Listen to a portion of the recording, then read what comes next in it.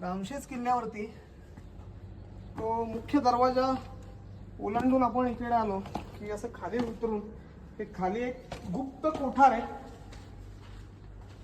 तर त्या कोठारापाशी आपण आलोय. खूप मोठा कोठार आहे.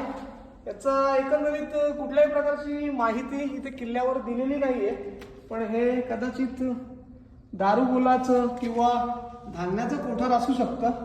सध्या त्याच्यामध्ये पाणी साचलंय आणि इथून जर आपण बघितलं हे तिकडे गाव आहे आणि एक सिमेंट प्लांट दिसतोय आपल्याला.